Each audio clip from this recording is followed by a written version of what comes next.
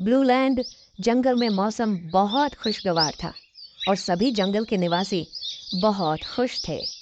नीली चिड़िया अपने पति के साथ घोंसले में बैठी हुई थी कि अचानक वहां एक हाथी और एक बाघ आ गए। अरे, ये हाथी यहाँ कहाँ से आ गया?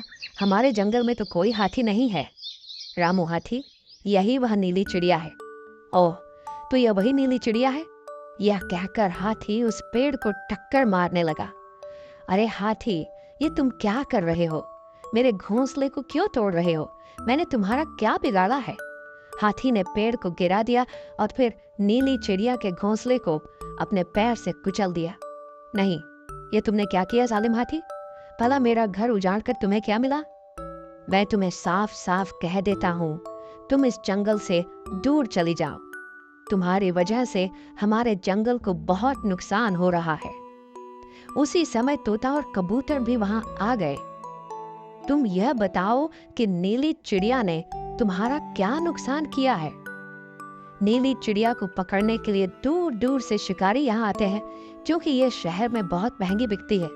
जब भी कोई शिकारी इसे पकड़ने के इरादे से यहाँ आता है, तो वह रास्ते में हमारे जंगल में रुककर कई जानवरों का शिकार करता है।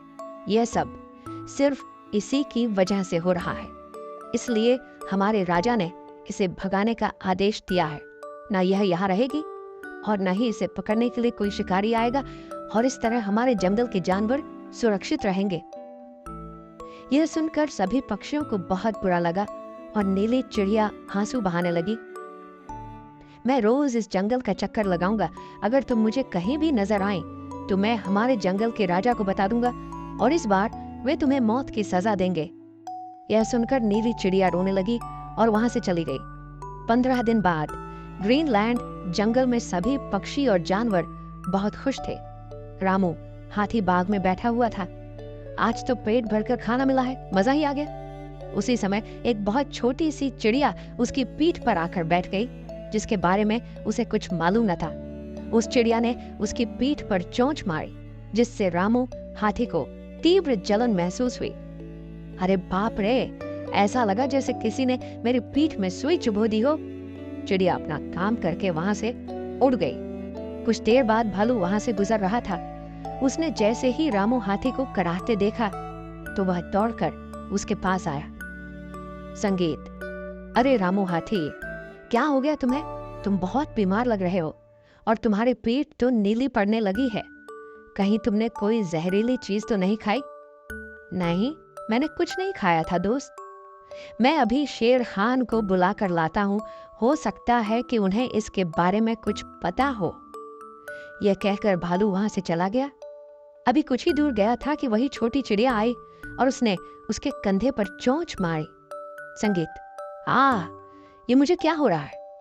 अब भालू का कंधा भी नीला पड़ गया और उसे भी कमजोरी महसूस होने लगी। कुछ देर बाद जिराफ तालाब से पानी पीकर वापस अपने घर जा रहा था, लेकिन उसके ऊपर भी वही छोटी चिड़िया आकर बैठी और उसने जिराफ की गर्दन पर चोंच मारी। धीरे धीरे बगीरा, हिरण और बाज भी बीमार पड़ गए और बाकी बचे जानवर डर में पड़ गए। जंगल के राजा शेर खान को जब यह बात मालूम हुई तो सभी बीमार जानवरों को एक जगह इकट्ठा किया गया। उनकी हालत देखकर वह भी चिंतित हो गया। मैं इस जंगल का राजा हूँ और फिर भी कुछ नहीं कर पा रहा।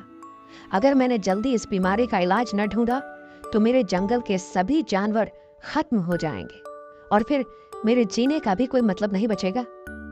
बीमारी की सच्चाई 2 दिन गुजर गए, मगर बीमार जानवरों की हालत में कोई सुधार न आया। वही छोटी चिड़िया एक पेड़ पर छुपकर सबको देख रही थी। मुझे लगता है कि अब मुझे दूर दूर के जंगलों में जाना पड़ेगा, क्योंकि आसपास के जंगलों में भी इस बीमारी के बारे में कोई जानकारी नहीं मिली। उसी समय वही छोटी चिड़िया सबके सामने एक टीले पर आकर बैठ गई। संगीत, अरे इतनी छोटी सी चिड़िया? हाँ, मैं छोटी चिड़िया हूँ और ये जो तुम्हारे जंगल के जानवर बीमार पड़े हैं, उन्हें मैंने ही बीमार किया है। लेकिन तुमने ऐसा क्यों किया? तुम्हारी हमसे क्या दुश्मनी है? याद करो, कुछ दिन पहले तुम्हारे रामू हाथी और बाज ने ब्लू लैंड जंगल की नीली चिड़िया का घर तोड़ दिया था और उसे वहां से जाने पर मजबूर कर दिया था। वह तो मैंने राजा के आदेश पर किया था। अपनी मर्जी से मैं ऐसा कुछ नहीं करना चाहता था। राजा के कहने पर किया था, मगर वह गलत था। मैं उसी नीली चिड़िया की बेटी हूँ। उस समय मैं एक कोने में छिपकर सब कुछ देख रही थी और मैंने कसम खाई थी कि अपनी माँ के अपमान का बदला जरूर लूंगी। नेकी की जीत। शेर खान ने कहा, तुम्हारी माँ को जंगल से निकालने का आदेश मेरे बड़े भाई ने दिया था। जब मुझे इस बात का पता चला तो मैंने उसे यहाँ से हटा दिया और खुद शासन करने लगा। तुम्हारी माँ के साथ जो कुछ हुआ उसकी सजा हम पहले ही दे चुके हैं। यह सुनकर छोटी चिड़िया को बहुत बुरा लगा। मुझे माफ कर दो, मैंने बदले की आग में जलते हुए तुम सबको बेवजह तकलीफ दी। अब बताओ, तुम्हारी चोंच से निकले जहर का इलाज क्या है? इसका इलाज सिर्फ मेरी माँ के पास है। अगर वह अपनी चोंच से इन जानवरों को छू ले तो जहर खत्म हो जाएगा। छोटी चिड़िया अपनी माँ को लेकर आई और नीली चिड़िया ने सभी को छू कर ठीक कर दिया। शेर खान ने कहा, हमने तुम्हारा घर तोड़ा था, अब हम ही तुम्हें घर बनाकर देंगे और अब से तुम अपने परिवार के साथ यहीं रहोगी। छोटी चिड़िया खुशी से बोली, जी शेर खान, मुझे भी आप जैसे राजा की प्रजा बनने पर खुशी होगी। उसी दिन से नीली चिड़िया का परिवार जंगल में खुशी खुशी रहने लगा।